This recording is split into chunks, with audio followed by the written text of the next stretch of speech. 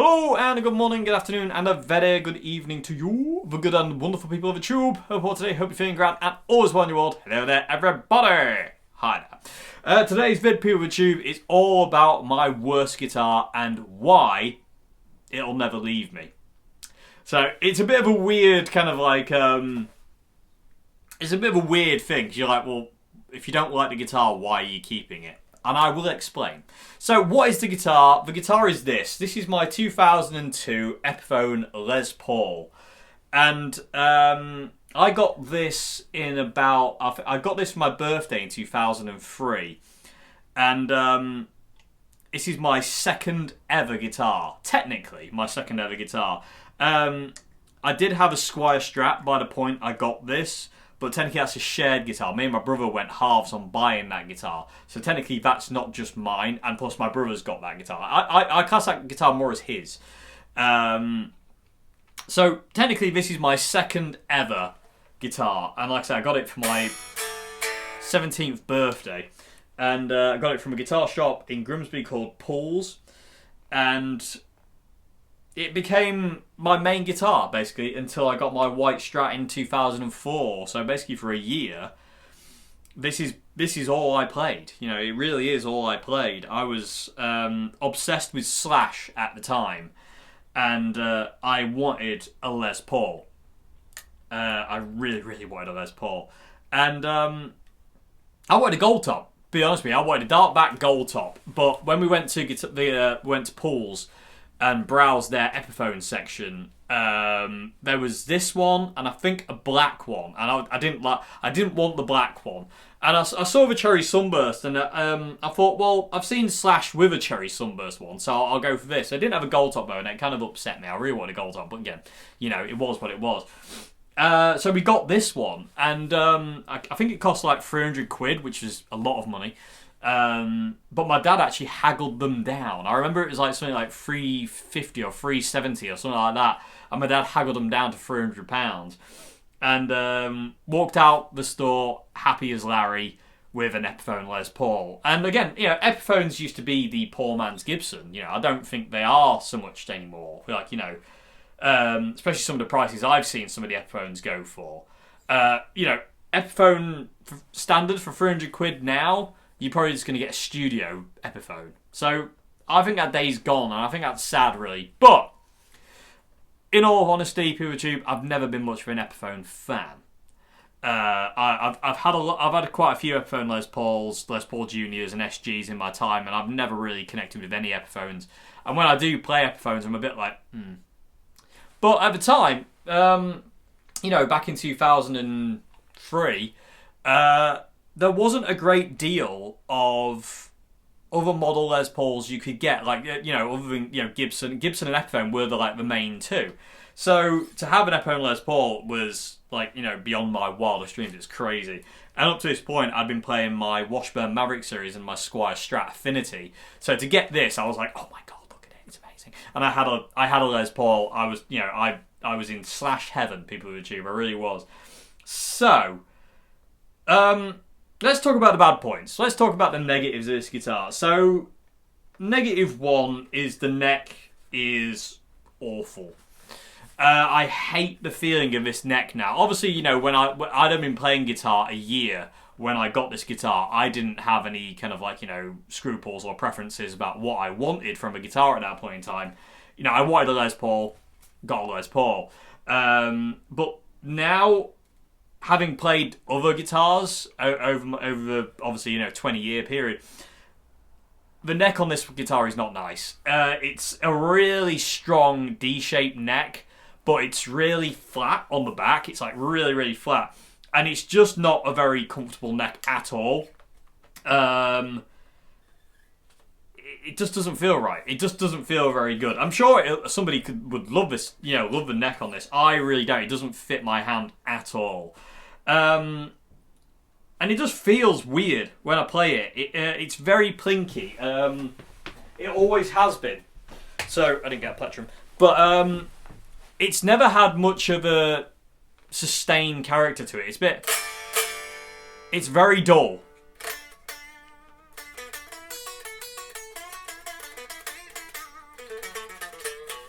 there's not much to it tonally, as is, like, unplugged. I thought I would do this part unplugged from the amp because I want you to hear it acoustically. But especially on, like, the low strings, there's no tone. And these strings aren't old. These are not old strings, and they shouldn't sound like that. And one of my main annoyances with this guitar is no matter how many times I restrung this thing or tried to set it up in different ways, it always sounded like that. And it's just flat. There's no real character to it. It doesn't really ring, especially not on the low strings. And it's just kind of like rattly on the high strings. It's not... It just doesn't... Tonally, it's not very good, like, acoustically. And usually, if a guitar doesn't ring very well acoustically, it's not going to sound great for an amp. And again, this kind of, like, proves that point. So, the neck isn't very nice. It doesn't ring. It's kind of toneless. The pickups are atrocious. They're just standard Epiphone humbuckers from the time. But they're just terrible. They were wax potted. And I de-waxed them one night. I was like, oh, I've heard about this thing. I literally don't remember when I did this now, PeterTube. It's probably about, I don't know, 2013, 2012. I de-waxed the pickups on this guitar. I'd read somewhere about it, and apparently it made the guitar brighter. Somebody said, oh, if you get rid of a wax off pickups, it'll make them brighter. So I thought, well, this guitar sounds like cack, so let's give it a go. Let's see if we can get some kind of brightness in the tone. Because before I de-waxed these pickups, they were just like... They were in the Mariana Trench, basically. Let's put it that way. They sounded awful. They were just dull, lifeless, and naff. So I de-waxed them, and they're still dull, lifeless cack, but they actually have a little bit of... They actually came alive a little bit more than they were. And the amount of wax on them was insane. These things were just caked in it. And I remember it took me all night to remove all the wax off the pickups and put the covers back on, resolder the covers. It took a long time. And it did sound noticeably better. It just didn't make it a better guitar. Sadly. The electrics aren't great in this guitar either. The amount of times I've had to have this thing repaired. The jack socket leads kept breaking off randomly. It's all original. It's still stock. But, like, the pots are always scratchy. And they always are scratchy. No matter how many times I clean them, I've took them apart, cleaned them, they're always scratchy. Yeah, it's just not very good. And it just feels... Just doesn't feel good, the guitar itself. Like, I love this guitar to pieces, and I'll talk about why I won't get rid of it in a minute, but it just doesn't feel good. Plus side, though, Grover machine heads. And also, this guitar very rarely falls out of tune. Once it's in tune, it very rarely falls out of tune. And the reason for that being, PeterTube, is if you look at the tailpiece here, look how far back that tailpiece is to the bridge. Now, that's quite unusual. I've never actually seen many Les Pauls with a tailpiece that far back. And also, if you look at the break angle of the strings, it's very gradual. It's not kind of drastic. Like, some Les Pauls are literally almost vertical. But this one's really gradual. It's a really nice slant up to the bridge. And as a result of that, there's not a great deal of tension on the guitar back there, and it tends to stay in tune really, really well. And that is one of the things that I've always loved about this guitar, is its tuning stability. Also, the nut was cut perfectly when I got it. I've never, in all fairness, PeterTube, I've never really done much with this guitar from a setup perspective, because again, it never really mattered anyway. The guitar always sounded dull and lifeless, and still does to an extent. Better now de-waxed pickups, but that is wicked. And I don't know why when people build Les Pauls, they don't move the tailpiece back, because this seems to be like a magic ratio right here. Where this is to that, and that is to this, and then, like, whatever. It just seems to be perfect for tuning stability. And again, the break angle's spot on. And it's very cool. It's very, very cool. So, is there any replacement parts, Dave? Yes, there's one. the switch tip. I have the original switch tip in that box over there, but it disintegrated on me one day. I'm quite hard on selector switches, and basically I did this one day and it went and exploded. And I have all the bits and pieces because I'm weird and just couldn't bring myself to throw it away. Other than that, this guitar is totally stock. Original wiring and everything, you know, like I say, all I've done is try and clean the parts. Resoldered the jack socket multiple times, but it is the original lead, so it just keep coming off. I don't know what that is. It's got some dinks and dents in it, The scratch plate has this kind of weird kind of scratching. I don't know if you'll be able to see that picture because it's so white. Maybe if I get it in the light that way. The pickup rings are broken in several places around the screws. The poker chip is very worn down. It's got some good dints and dents in the back of it, but overall, it was used. I used this guitar a lot, and after I got my white Strat, I still tended to use this guitar. It always came to gigs with me, but after a while, it just fell out of favour really, because as soon as I got my white Strat, I was away. You know, I wasn't really here anymore. You know, so this guitar kind of fell by the wayside for a while, and then it just reappeared occasionally. I would get it out and like I say, I love it. But I've had this guitar for like 19 years. It's crazy, absolutely crazy, and I love it. And I love the red on the back. I do love the way it looks. It's got a gorgeous kind of flame to it. You can see there, which I swear wasn't there when I got it. It must have been. I just don't remember it. Which doesn't make any sense why all of a sudden flame would appear. It doesn't make any sense at all. But for some reason in my brain when I got it, it was like a plain top, but it definitely wasn't. But like I say, I just don't like it. It doesn't feel very good to play. It's not particularly inspiring. It sounds dead as a doornail, and it's just a bit kind of dull. It's a bit dull. So why are you keeping it, Dave? Let's get to that. So one of the main reasons is it's my second ever guitar.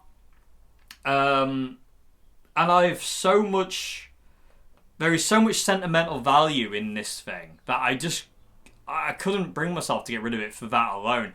Also, when I went to get this guitar, my mum and my dad took me. It was just me and them two, and it's just an extraordinarily nice memory of being in a shop with my mum and dad looking for a guitar for me. It's 17 years old, you know, coming out of what I'd come out of, like, you know, being, you know, 15, 16, finding the guitar and then looking through getting this thing. It was just an extraordinarily happy time for me. It was a good time. I was coming out of like a lot of darkness, and it just means a lot. And this guitar meant a lot to me. It really did. And again, my mum and dad bought me it, and it's really important for those reasons. And this is where a guitar ceases to be just a guitar. And like I say, is this a good guitar? No, it's not. But it means more to me than like some of the others I've got, maybe. Or some guitars that I've sold in the past. For that reason, you know, this isn't just a guitar to me. You know, this is a part of my life. This is really important to me. This is just as not even just as a guitar. It's just as a I don't want to say thing, but you know what I mean. It's just really important to me. This guitar is in so many ways. It's so much sentimental value in it. There's so many good memories attached to this guitar as well. Like, you know, I remember gigging with this thing. You know, I really do. I remember like climbing on top of my amp and jumping off the amp with this guitar. You know, I remember getting up in the morning and playing Muse first thing on this guitar. I remember, starting to learn to solo on this guitar. This was really the first guitar I started to learn to solo on. You know, it really was, and starting to try and find my way and understand the neck. You know, I I remember just playing for hours and hours and hours along to Guns N' Roses and Green Day and all sorts of stuff, and just trying to understand this thing and trying to understand the guitar and how to play. It's a really important part of my guitar playing life and life in general. And for those reasons, it's why it'll never be out of my possession. Until I'm not here anymore, this guitar is with me. And because it's not just a guitar. This isn't just a piece of wood with wires and wires and electrics and whatever. Bits of plastic on it. It's more than that. It's way more than that. And it's one of the things I love about guitars is they do cease to be just a tool. I don't like to call guitars tools, because to me, some are and some aren't. But a lot of guitars will grow. The ones you keep will stay with you, and they won't be a tool. They'll just be part of you. And this guitar is part of me. For all its failings, it's still part of me and always will be. And whoever gets this guitar once I'm gone, hopefully it'll become, part of them. And the fact it's a 2002 model. 2002 is when I started playing guitar. So the fact that this is from then, is cool. This guitar was built the first year I started playing guitar. And it's weirdly the same year Mr. White was built as well. Mr. White was completed in April 2002. This guitar, I don't know the month and production number and all that kind of thing. I do believe it's September 2002, but again, I don't know 100%. It's a bit confusing of exactly when these things are made, because these things were factory, made en masse. But it is 2002. Mr. White's 2002. I started playing guitar in 2002, and 2002 is literally the year where I started to live again and want to live. So it's really important, for so many reasons. My mum and dad bought me this, my mum and dad aren't together anymore, so it makes it even more special, the fact that they were both with me when I got this guitar. It's got amazing memories of gigs. Every dint and dent is from something I did. I might not so remember exactly when or where, but I did it all. And there's an awesome memory I have of this guitar, and it would be 2003. This memory. So I'd have been in my room, learning to playing along to backing tracks, and I was playing Motorcycle Emptiness by Manic Street Preachers through my Carlsberg GLX 100 combo and my Zoom 606 pedal, and I had my Marshall jackhammer, and I was playing along to Motorcycle Emptiness backing track that I got with a guitar magazine. It was like one of the featured songs of this guitar magazine, and I was playing onto a backing track, and I was in my bedroom at the time, and my sister's bedroom is there at that point in time. And I just remember it was November time, and it had been November 2003, and I was playing along to that with a sound that I really loved. It's this really mid-rangey dark sound. And I just remember my sister came in to my room and she goes, "It's snowing."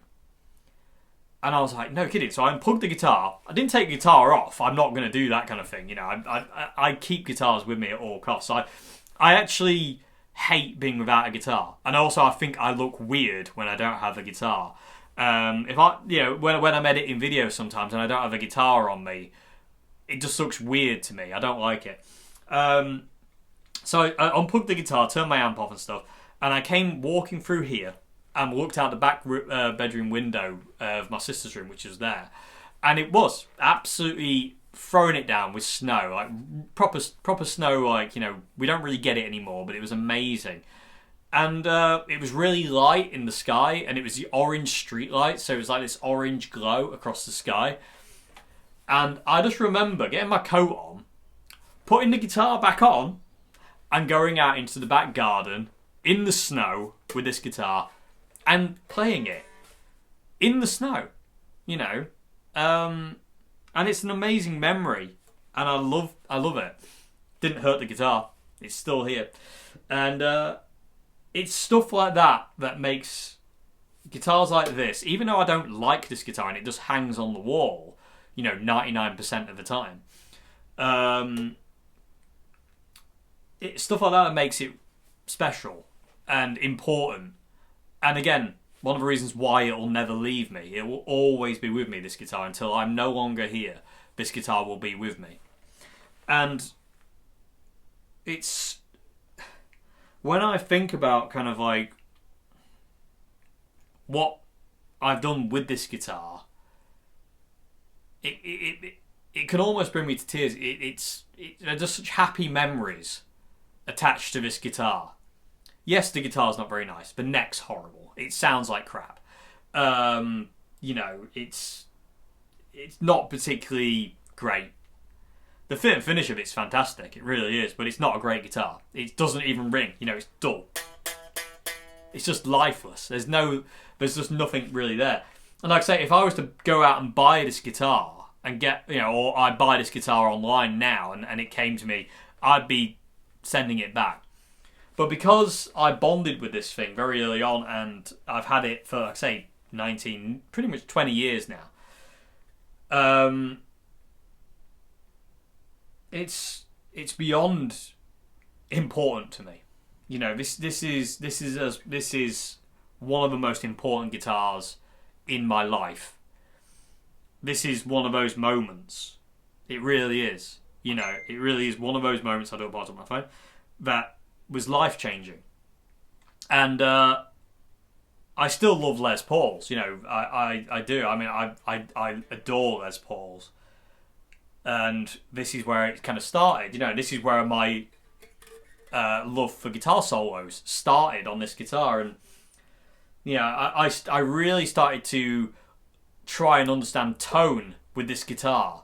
Trying to like dial amps, see what amps do, see what certain effects do. Where can I take this guitar? What can I do with it sound-wise? This was the guitar that started that, and Mr. White took over from that, and it, excelled it because Mr. White was meant to. This was supposed to take me a certain amount of way, and then Mr. White was supposed to take over. But this, I hope this makes some kind of sense, PJ. I feel like I'm kind of waffling a bit. My brain's telling me I'm being annoying, but I have so much love for this guitar. At the same time, I don't want to play it. I don't enjoy playing it. Like I say, after this video, it'll go back on the wall. The last time I actually played this guitar, PewTube, was when I restrung it with the Billy Gibbons strings I did a demo of. I think in 2020. That was the last time I played this guitar properly, if you will. Because, like I said, I keep my guitars well maintained. I take them down, I clean the pots, I make sure they function and they're clean. But this guitar, I don't really play it. But like I say, because of what I've explained, it'll never leave me, and it's really important to me.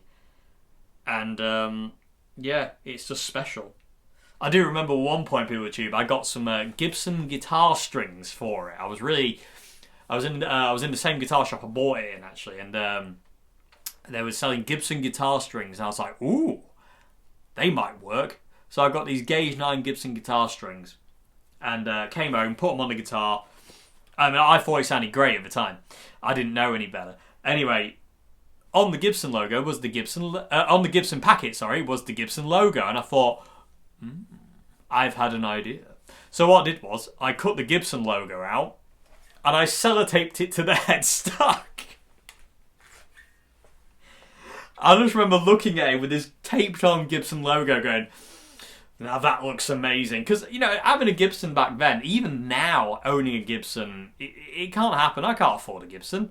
Funny enough, people, I tried to get a Gibson on finance and I was refused. So, I have tried, and I would love to own a Gibson. I'd love to own a Gibson Standard or something like that, but one that was good, that I liked. I haven't played any, to be honest with you, in a long time, but I've actually gone, I want that.